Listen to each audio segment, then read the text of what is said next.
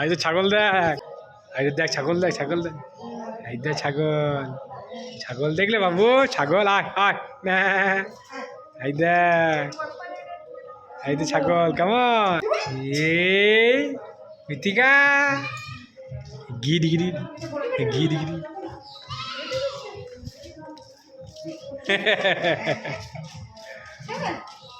বেশ হলো এ বুটু বলে দাও জয় গোপাল। হরে রাম রাম রাম হরে হরে।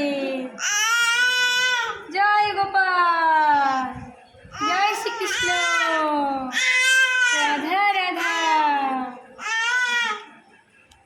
জয় শ্রীরাম, জয় বজরংবলী, হর হর মহাদেব, জয় শিব শম্ভু।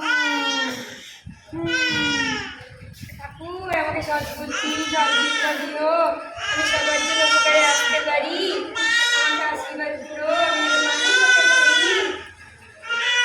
বলে দাও তো গোপালের মধ্যে প্রার্থনা করে দাও, আমি খুব তাড়াতাড়ি যেন হাঁটতে চলতে শিখে যাই। তুমি গোপাল ঠাকুরের কাছে এসেছো, কি খুশি দেখো এসে নিয়ে ঠাকুরের কাছে। বলি মা বলি কি খুশি মাটা আমার, বলি মা বলি।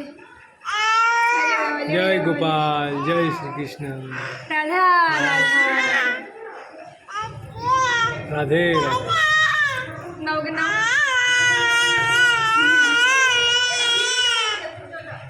হ্যাঁ দিয়ে দেবে। তুমি এদিকে আসবে রোদ নাকি এখানে বসবে? বিশ্রামপুরে মায়ের দর্শন করে মাকে পুজো দিয়ে মায়ের প্রসাদ সাথে নিয়ে আমরা চলে এসেছিলাম সবাই মিলে ভান্ডির বোনের গোপুর বাড়ি।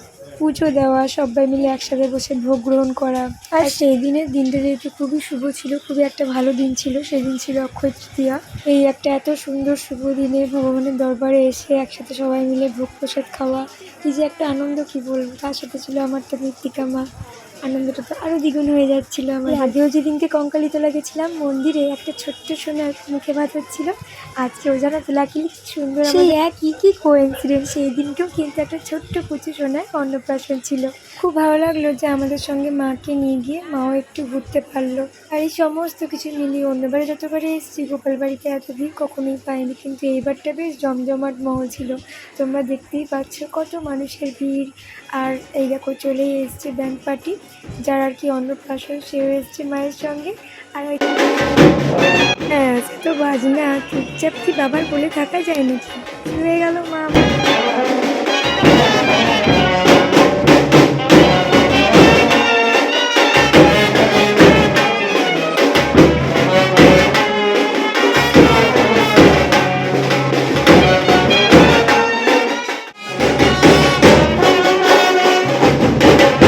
যত ভালোই কাজল কিনি না কেন, চোখের কাছে এসে এসে কাজলগুলো ঠিক জমা হয়ে যাবে। এই বাজারটা শেষ করেই অনেক ছবি তোলাতুলি হয়েছিল, আর তারপরই ওই ছোট্ট সোনাটার মুখে ভাত হয়েছিল, আর তারপরেই আমাদের দেওয়া হলো। সবাই একসঙ্গে ভোগ প্রসাদ খেলাম, তো বেশ ভালো লাগছিল।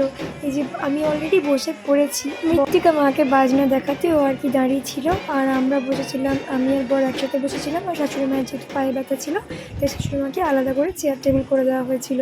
তো দেখো আমরা কিন্তু একসঙ্গে খেতে বসে গেছি। আমার মায়ের শুধুমাত্র খাওয়া বাকি ছিল, মা সবারই শেষে খেয়েছিল, কারণ বাবুকে মা আর কি কোলে নিয়েছিল। রাধা রাধা প্রসাদে প্রথম যেটা পেয়েছিলাম সেটা হচ্ছে পটল ভাজা আর আলু ভাজা। এরপর দেওয়া হয়েছিল আতপের সাদা ভাত।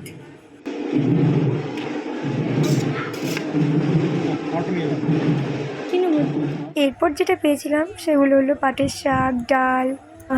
এই খাবারগুলোর কোনো তুলনা হয় না, কি অতুলনীয় স্বাদ। দিয়ে দিন।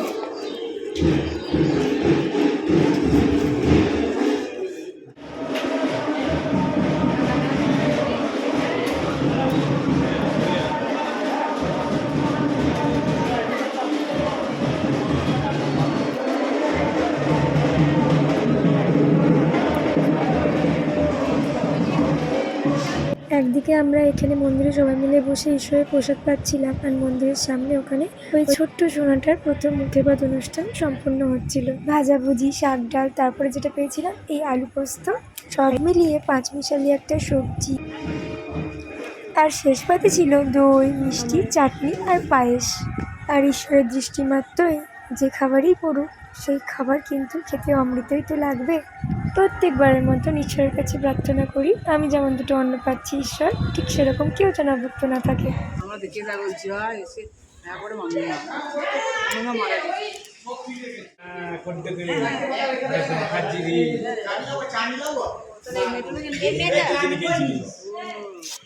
কালো সেদ্ধ সিদ্ধ সেদ্ধ থেকে সেই জল খাইতে খারে অনেক ঠান্ডা আছে। চলো কি দিতে আসছে গো? ও তোমাকে তাজমহলে খেয়েছে কাজ নাই। আরে সোজা চলে আসছে তো হাড়বড়ি বাপরে গরম বাবা রে ফালতু খাবি সবজি রুটি খাই তো জয় গোপাল রাধা রাধা। আর